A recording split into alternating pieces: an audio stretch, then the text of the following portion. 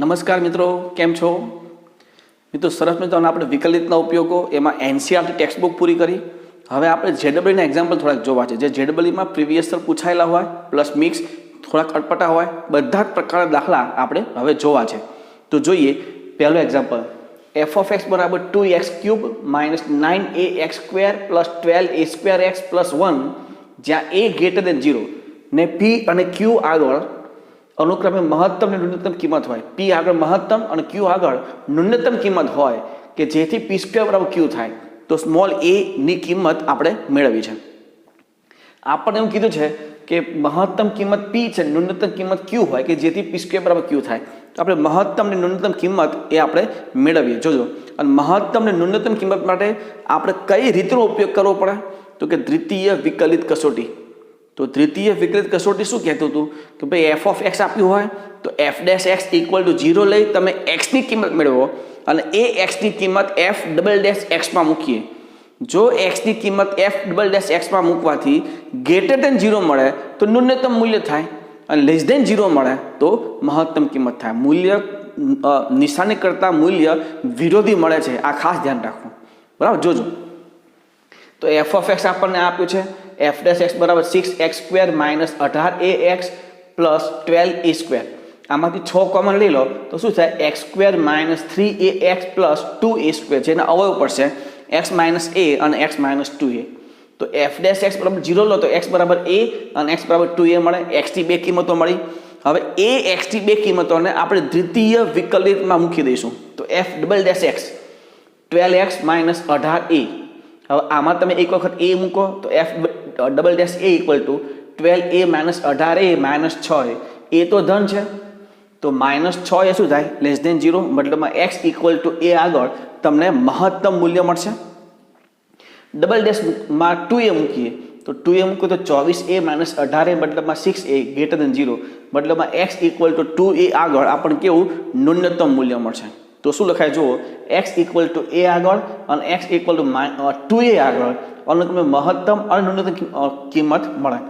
મહત્તમ કિંમતને શું નામ આપ્યું હતું? p. મતલબમાં અહીંયા p શું થશે? a. અને ન્યૂનતમ કિંમતને q નામ આપ્યું હતું તો q બરાબર 2a. તો p બરાબર a અને q બરાબર 2a, જેથી શું થાય? p² બરાબર q. તો p² બરાબર q એટલે a² બરાબર 2a. 2a આ બાદ લઈ લો તો a² માઇનસ 2a બરાબર 0, જેમાંથી a કોમન લો તો a ઇક્વલ ટુ 0 અને a ઇક્વલ ટુ 2 મળે. પણ અહીંયા તો a ગ્રેટર દેન 0 આપ્યું છે, એનું મૂલ્ય તો ધન છે, તો a બરાબર 0 શક્ય નથી. તો જવાબ શું આવશે? a બરાબર 2. બરાબર છે. નેક્સ્ટ, પરવલે y² બરાબર 18x પર એવું બિંદુ શોધો કે જ્યાં બિંદુના y યામનો બદલવાનો દર તેના x યામના બદલવાના દરથી 2 ગણો છે.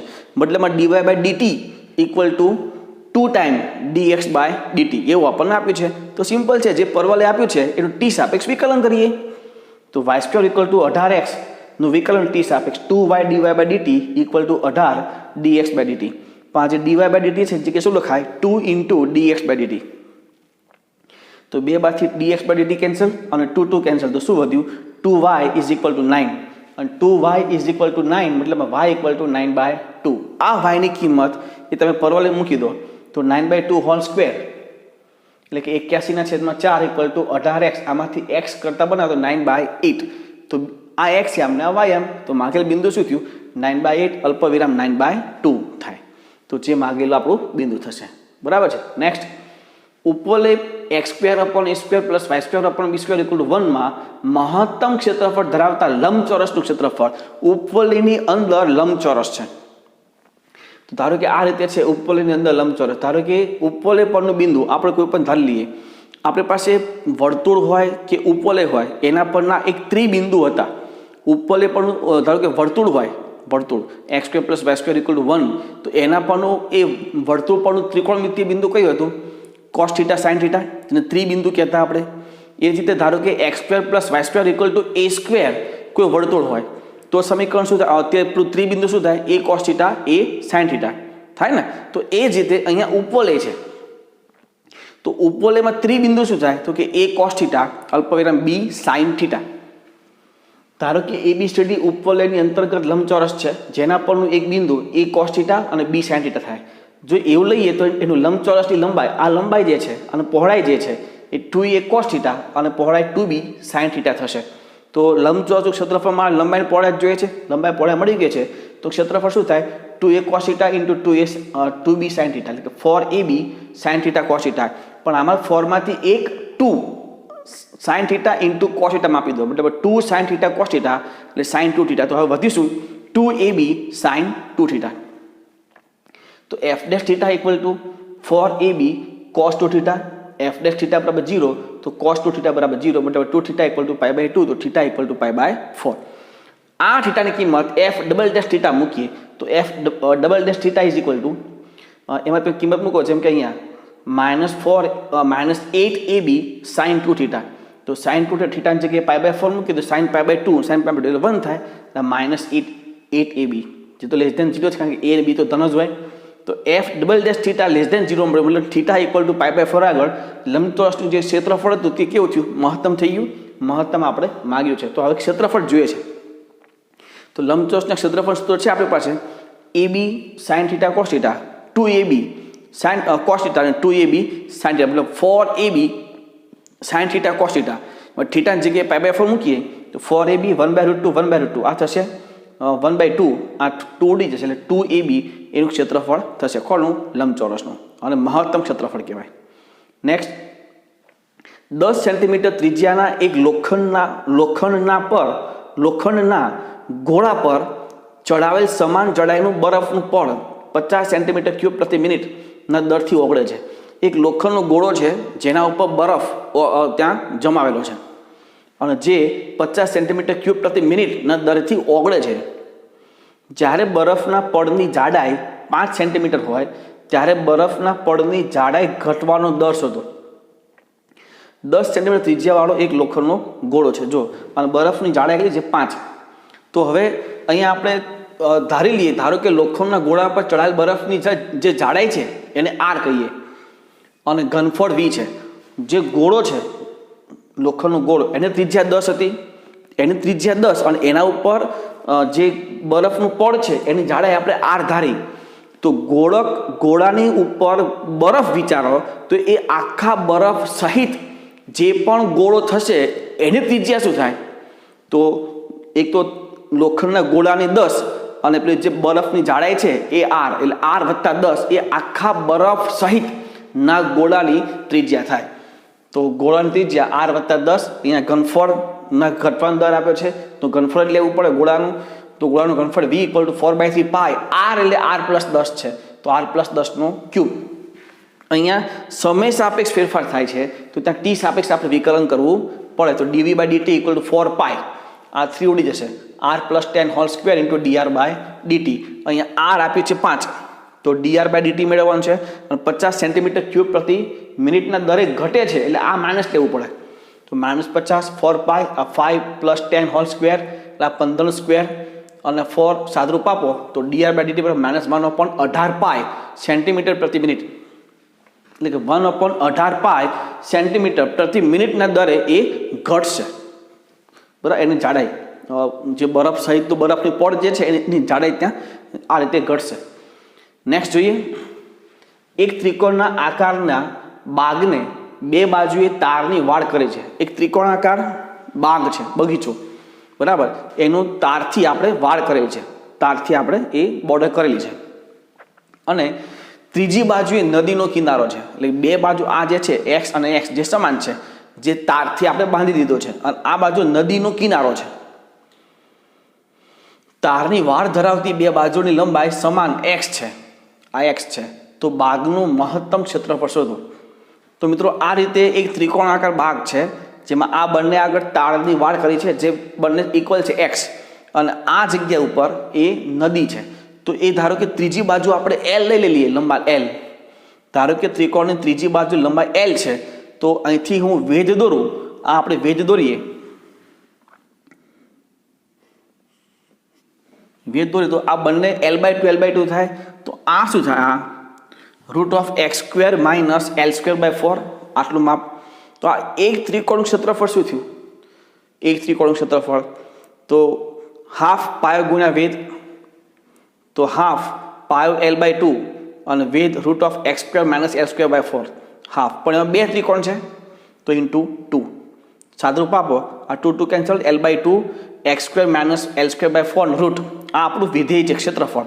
હવે હું આમાં આ ક્ષેત્રફળ મહત્તમ કે ન્યૂનતમ આપણે જોવું છે બરાબર મહત્તમ જોવું છે તો એમાં હું એક કામ કરું સાદુરૂપ સરળ બને એના માટે હું આમાં 2 સ્ક્વેર કરી નાખું આ જે પણ હોય તે ધારો કે અહીંયા ક્ષેત્રફળ છે હું ક્ષેત્રફળ આને a લઈ લઉં a અને 2 સ્ક્વેર કરું તો આને હું a² નામ આપી શકું ક્ષેત્રફળ a².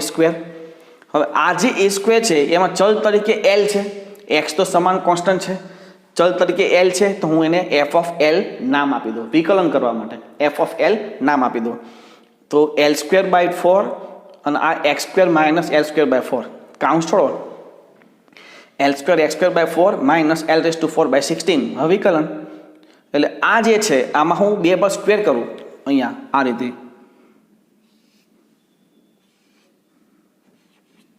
2 સ્ક્વેર કરીએ તો જેથી આ સાદુરૂપ આ જે પદ છે રૂટવાળું પદ એ નીકળી જાય એટલે એનું વિકલન આપણે આરામથી કરી શકીએ એના માટે તો વિકલન x²/2 into 2l x²/4 into 2l minus 4l³/16 હવે f' l બરાબર 0 તો x²l/2 માઇનસ l³/4 ઇક્વલ 0 આમાંથી l કોમન લઈ l ને કરતા બનાવો l બરાબર જો l કોમન લો એટલે l બરાબર 0 થાય એ તો શક્ય નથી તો બીજું જે આવશે x²/4 minus l²/4 x²/2 minus l²/4 equal 0 એટલે એના પરથી જે l ને કરતા બનાવશે l² બરાબર 2x² આવશે તો l બરાબર √2 ઇન્ટુ x. હવે આ l ની કિંમત ડબલ ડેશમાં મૂકીએ તો f'(x) equal to x²/2 minus 3/4 l². એમાં x ની આ જે l ની જગ્યાએ √2 ઇન્ટુ x મૂકીએ તો x²/2 માઇનસ 3/4 આ થશે √2x². એટલે 3/2 કેન્સલ x²/2 માઇનસ 3/2 x² એટલે મતલબ માઇનસ x² વધે તો માઇનસ x² તો સીધી વાત છે <0 થાય એટલે l બરાબર √2x આગળ આ જે ક્ષેત્રફળ છે એ કેવું થયું મહત્તમ એટલે મહત્તમ તો થઈ ગયું. હવે એક ક્ષેત્રફળ જોઈએ તો ક્ષેત્રફળ સૂત્ર આપણી પાસે છે સૂત્ર આ લેવાનું પાછું L/2 into √(x² minus L²/4 a² નહીં કરવાનું સ્ક્વેર નહીં કરવાનું ક્ષેત્રફળ તો આ જ છે તો આ સૂત્ર લઈએ અમે l ની જગ્યાએ √2x લઈએ તો √2x અને /2 તો હતું જ ઇન્ટુ x² માઇનસ આનું x²/4 સાદુરૂપ આપો એટલે x²/2 એનું ક્ષેત્રફળ મળશે. એટલે આ એક ખાસ ત્યાં નવું વસ્તુ છે કે જે ક્ષેત્રફળ છે એમાં રૂટ હતું એ રૂટને દૂર કરવા માટે મેં શું કર્યું 2 બાજુ સ્ક્વેર કરો એટલે આવું પદ આવે અને આમાં ચલ છે l મેં f ઓફ l નામ આપી દીધો જેના પરથી મને l ની કિંમત મળી √2x જેની આગળ ક્ષેત્રફળ કેવું થાય છે મહત્તમ. હવે જો ક્ષેત્રફળ મેળવવું હોય તો એ આમાં મૂકવાનું જે પહેલું સૂત્ર છે એમાં એની કિંમત મૂકવાની આ ખાસ ભૂલાય નહીં એ ધ્યાન રાખવાનું બરાબર છે. ઉદાહરણ નેક્સ્ટ આપણે દાખલો જોઈએ છઠ્ઠો y બરાબર x² માઇનસ 5x પ્લસ 6 ને બિંદુઓ 2 0 અને 3 0 આગળ સ્પર્શકો વચ્ચેનો ખૂણો મેળવવો છે. સ્પર્શકો વચ્ચેનો ખૂણો મેળવવો તો આ જે વક્ર છે એનું વિકલન કરો y બરાબર x² માઇનસ 5x પ્લસ 6 તો dy/dx બરાબર 2x માઇનસ 5. હવે આ વિકલનમાં હું એક વખત જો 2 0 બિંદુ મૂકી દઉં 2 0 તો શું મળે પહેલા સ્પર્શકનો ઢાળ અને પછી 3 0 મૂકું તો શું મળે બીજા સ્પર્શકનો ઢાળ બરાબર જેને m1 અને m2 આપણે કહીશું જો 2 0 મૂક્યું તો -1 મળ્યું એ m1 3 0 મૂક્યું તો 1 મળ્યું એ m2 સ્પષ્ટ દેખાય છે કે m1 ઇન્ટુ m2 -1 થાય m1 ઇન્ટુ m2 -1 મતલબ બંને સ્પર્શકો એકબીજાને લંબ છે તો બે સ્પર્શકો વચ્ચેનો ખૂણો π/2 થાય. ધારો કે m1 m2 ઇક્વલ ટુ -1 થતું નથી તો આપણી પાસે m1 અને m2 ના મૂલ્ય તો હશે તો આપણી પાસે સૂત્ર હતું બે રેખા વચ્ચેના ખૂણાનું tan θ equal to mod of m1 minus m2 છેદમાં 1 પ્લસ m1 m2 એ સૂત્ર મૂકી દો. આપણી પાસે m1 ને m2 ની કિંમત તો છે જ તો tan θ equal to mod of m1 minus m2 છેદમાં 1 પ્લસ m1 m2 એમાં કિંમત મૂકો જેના પરથી θ ને કરતા બનાવો તો એ બે સ્પર્શકો વચ્ચેનો ખૂણો થઈ ગયો રાઈટ. નેક્સ્ટ જો ધન વાસ્તવિક સંખ્યા p અને q માટે p² + q² ઇક્વલ ટુ 1 તો p + q નું મહત્તમ મૂલ્ય શોધો.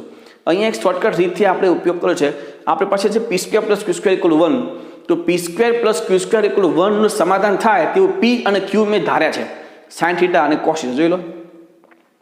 ધારો કે p બરાબર sin θ અને q બરાબર cos θ લેતા p² + q² ઇક્વલ ટુ 1 નું સમાધાન થઈ જાય છે તો p બરાબર sin અને q બરાબર cos આમાં મૂકી દો p + q બરાબર sin + cos તો sin + cos નું મહત્તમ મૂલ્ય તો આનો વિસ્તાર શું થાય તો આપણી પાસે સૂત્ર હતું a cos θ plus b sin θ નો વિસ્તાર સંવૃત્ત માઇનસ r થી r, જ્યાં r એટલે root of a square plus b square. 11મા ધોરણમાં ત્રિકોણમિતિના ચેપ્ટરમાં r એ root of a square plus b square. અહીંયા a b બંને 1 1 છે, તો r થશે √2, તો વિસ્તાર થશે માઇનસ √2 થી √2.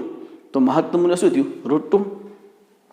નેક્સ્ટ, x⁻7 પ્લસ 14x⁵ વત્તા 16x³ plus 30x minus 560 equal 0 ને કેટલા વાસ્તવિક બીજ મળે?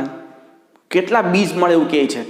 બીજ મેળવવું હોય ને તો એના માટે તમે વધતા ઘટતા વિધેયનો પણ ઉપયોગ કરી શકો છો. જો ધારો કે f(x) બરાબર x⁻7 પ્લસ 14x⁵ વત્તા 16x³ વત્તા 30x માઇનસ 560, તો f' બરાબર 7x⁻6 plus 70x⁴ plus 48x² plus 30. આ બધામાં પ્લસ છે અને x ની યુગ્મ ઘાત છે, તો સીધી વાત છે f' ગ્રેટર દેન 0 થયું. f' ગ્રેટર દેન 0 મતલબમાં વિધેય વધતું વિધેય છે, વિધેય હંમેશા વધે જાય છે. એક વસ્તુ ક્લિયર થઈ ગયું. હવે એમાં તમે જુઓ, ધારો કે હું 0 મૂકું તો 0 0 0 0 અને માઇનસ 560 મતલબમાં લેસ દેન 0, તો f(0) શું થયું? ઋણ. હવે બીજી કોઈ કિંમત મૂકું, ધારો કે ધન થાય તેવી, તો 10 મૂકું, 10 11 12 તે ગમે તે મૂકી જુઓ. ધારો કે મેં 10 મૂક્યું છે, તો 10 મૂકતા આ જે કિંમત છે તે ધન મળશે. તો એક એવો આલેખ દોરો કે જેમાં 0 આગળ મૂલ્ય ઋણ મળે અને 10 આગળ ધન મળે અને સતત વધતું વિધેય હોય. તો તમે એવું વિચારો, ધારો કે આ રીતનો એક આલેખ હું વિચારું, 0 આગળ ઋણ મળે છે એટલે આ રીતે, અને પછી સતત વધે જ જાય છે. 0 આગળ એટલે કે x નું મૂલ્ય 0 ત્યારે y નું મૂલ્ય ઋણ. એટલે એ રીતે તમે વિચારો, x નું મૂલ્ય 0 ત્યારે y નું મૂલ્ય ઋણ.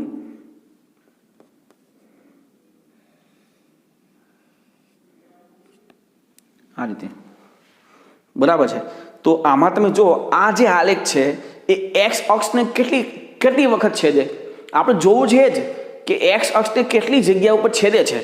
તો એમાં તમે જો x બિલોંગ્સ ટુ r આગળ વધતું વિધેય થાય તો f(x) f(0) ઋણ થયું, f(10) ધન થયું.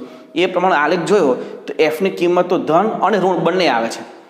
વધતું વિધેય અને f નું મૂલ્ય ધન અને ઋણ બે, સતત વધતું વિધેય અને ધન અને ઋણ બંને મતલબમાં એક જ જગ્યા ઉપર x અક્ષને છેદશે. x અક્ષને એક જ બિંદુમાં છેદે મતલબમાં તેને એક જ બીજ મળે એવું તમે કહી શકો છો. હવે વધતું ઘટતું એકથી વધારે બીજ કઈ રીતે ચેક કરવા?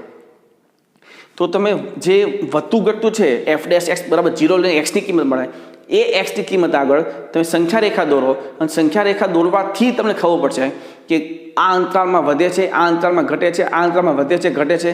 એ વધતા ઘટતા ઉપરથી જેટલી વખત વધતું ઘટતું બે આવશે એટલી વખત એ x અક્ષને છેદશે એવું તમે કહી શકો છો. એટલે વિકલન પરથી પણ કેટલા બીજ મળે એવું તમે કહી શકો છો. દ્વિઘાત સમીકરણ પરથી પણ આપણે કહી શકીએ છીએ કેટલા બીજ મળે તે, પણ અહીંયા વિકલિતથી તમે એક બીજ મળે એવું તમે અહીંયા કહી શકો છો. બરાબર. હવે તમે આ લખી લો.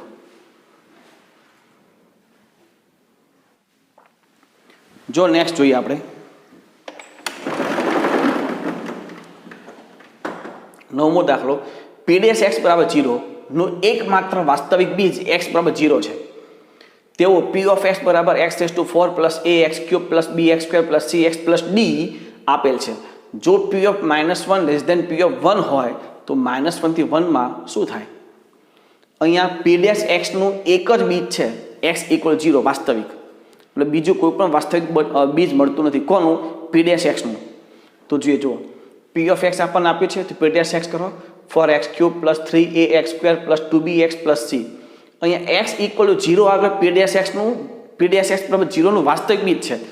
આ x = 0 આગળ તમને વાસ્તવિક બીજ છે મતલબ p' શું થાય? 0. જેનું એક બીજ 0 હોય તો એ તમે કિંમત મૂકો તો એની આગળ તે વિધેયનું મૂલ્ય 0 જ થવાનું છે. તો p' બરાબર 0, તો p' x ની જગ્યા પર 0 મૂકો તો c મળે અને p' 0 છે મતલબ c બરાબર 0. આ c ની કિંમત આમાં મૂકી દો તો p' શું થાય? 4x³ plus 3ax² plus 2bx, જેમાંથી x common, 4x² plus 3ax plus 2b. આ p' ના અવયવો છે. હવે p' નું એક જ બીજ છે જે છે x = 0, એટલે કે આ જો p' 0 અહીંયા લઈ લો, અહીંયા 0 મૂકું તો આ x બરાબર 0 અથવા આ કૌંસ બરાબર 0 એવું કહી શકું. પણ x બરાબર 0 એક જ બીજ છે, સ્પષ્ટ કીધું છે કે p ડેશ x બરાબર 0 નું એક જ બીજ છે, મતલબમાં આનું મૂલ્ય 0 ક્યારે થશે નહીં, મતલબમાં એનું વાસ્તવિક બીજ એક જ હોવાથી લખી શકજો x બરાબર 0 એ p ડેશ x નું એકમાત્ર બીજ હોવાથી for x square plus 3ax plus 2b બરાબર 0 ને વાસ્તવિક બીજ મળશે નહીં. હવે આને વાસ્તવિક બીજ ન મળે મતલબ ડેલ્ટા શું હોય, ડેલ્ટા વિવેચક શું હોય, લેસ ધેન 0, વિવેચક લેસ ધેન 0 અને એક્સ સ્ક્વેરનો સહગુણક જેને આપણે દ્વિઘાત સમીકરણમાં a કહેતા હતા, a x square plus bx plus c, જ્યાં a નું મૂલ્ય 4 છે, ધન છે. હવે મિત્રો તમે દ્વિઘાત સમીકરણમાં યાદ કરો, જો વિવેચક લેસ ધેન 0 અને a ગ્રેટર ધેન 0 તો જે તમારું દ્વિઘાત સમીકરણ છે એ શું થાય, ગ્રેટર ધેન 0 થાય. ડેલ્ટા લેસ ધેન 0 તો બીજ વાસ્તવિકનો આવવાનું છે. એની જેવી સંજ્ઞા, સ્મોલ એની જેવી સંજ્ઞા, તેવી સંજ્ઞા આખા દ્વિઘાત સમીકરણ થાય એવું આપણે ત્યાં દ્વિઘાત સમીકરણ ચેપ્ટરમાં વાત કરેલી છે. તો four x square plus 3ax plus 2b is greater than 0. હવે આ તો ધન થઈ ગયું. આ p ડેશ x ના જે અવયવ હતા એમાં આ ધન છે, આપણે આ અંતરાલમાં જોવું છે, પણ વિકલન કરીએ એટલે સંવૃત નહીં આવે, વિવૃત આવશે. વિવૃત -1 થી 1 માં x ઇક્વલ ટુ 0 એક જ અવયવ પડે છે, મતલબ x ની એક જ કિંમત મળે છે. તો જે પણ અંતરાલ છે વિવૃત -1 થી 1 ના બે ભાગ થાય, -1 થી 0 અને 0 થી 1. ચેક કરી જુઓ. હવે x બિલોંગ્સ ટુ -1 થી 0 માટે p ડેશ x શું થાય, તો x પોતે કેવું -1 થી 0, x પોતે ઋણ, x ઋણ અને આ તો કેવું મળ્યું છે આપણને, ધન મળ્યું છે. x ઋણ અને આ ધન તો આખો ગુણાકાર ઋણ, એટલે p ડેશ x કેવું થશે, ઋણ. અને 0 થી 1 માં x કેવું તો કે ધન, અને આ તો ધન છે જ, તો ધન ઇન્ટુ ધન એટલે p dash x greater than 0. તો વિચાર કરો -1 થી 0 અને 0 થી 1 માં પહેલાં ઘટે છે અને પછી વધે છે, તેવું આલેખ વિચારો, પહેલાં ઘટે અને પછી વધે છે. તો જ્યાં x ઇક્વલ 0 આગળ તમને કેવું મૂલ્ય મળશે, ન્યૂનતમ, પ્રથમ વિકલિત કસોટી પરથી. તો x ઇક્વલ 0 આગળ p ડેશ x સ્થાનીય ન્યૂનતમ થાય. તો p ઓફ 0 ન્યૂનતમ છે, p ઓફ 1 મૂકી જુઓ તો p ઓફ 1 કેવું થશે, મહત્તમ આપ્યું છે, p ઓફ 1 મહત્તમ છે, પણ p ઓફ -1 ન્યૂનતમ નથી કારણ કે p ઓફ 0 ન્યૂનતમ થાય છે.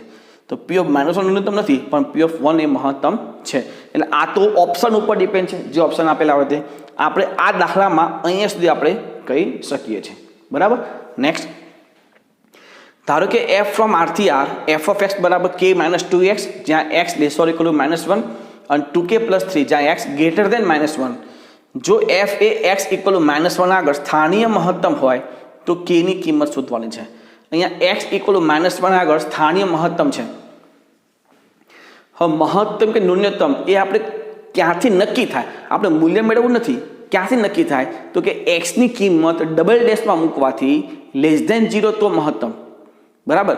હવે એ x ની કિંમત ડબલ ડેશમાં ક્યારે મૂકી શકાય, જ્યારે આપણી પાસે x ની કિંમત મળે ત્યારે. હવે x ની કિંમત મળે ક્યારે, જ્યારે તમે f ડેશ x ઇક્વલ 0 લો ત્યારે. હવે x ની કિંમત f ડેશમાં મૂકો તો હંમેશા 0 થવાનું જ છે. બરાબર છે. તો અહીંયા કીધું છે જો કે f A x equal to -1 આગળ સ્થાનીય મહત્તમ છે, તેથી f ડેશ -1 તો 0 થાય જ. હવે f ડેશ -1 0 મતલબમાં x ઇક્વલ ટુ -1 આગળ વિધેયનું વિકલનના મૂલ્ય 0 થાય. હવે કોઈ પણ જગ્યા આગળ, કોઈ પણ બિંદુ આગળ વિધેયનું વિકલનનું મૂલ્ય મળે તો તે બિંદુ આગળ તે વિધેય વિકલનીય છે એવું આપણે કહી શકશું. બરાબર. તો અહીંયા -1 આગળ વિકલનનું મૂલ્ય મળે છે 0, તેથી કહી શકાય f A x equal to -1 આગળ વિકલનીય છે. હવે જે બિંદુ જે પણ જગ્યાએ વિકલનીય હોય તો ત્યાં એ સતત હોય જ, વિકલનીય હોય તો સતત હોય જ. મતલબમાં x ઇક્વલ ટુ -1 આગળ વિકલનીય છે તો સીધી વાત છે x ઇક્વલ ટુ -1 આગળ સતત છે. અને જો x ઇક્વલ ટુ -1 આગળ સતત હોય તો સતત વિધેયની વ્યાખ્યા પરથી જબાલક્ષ ઇક્વલ ટુ ડાબાલક્ષ ઇક્વલ ટુ મૂલ્ય. તો જબાલક્ષ અને મૂલ્ય આપણે સરખાવી દઈએ તો limit x tends to -1 plus f of x equal to -1.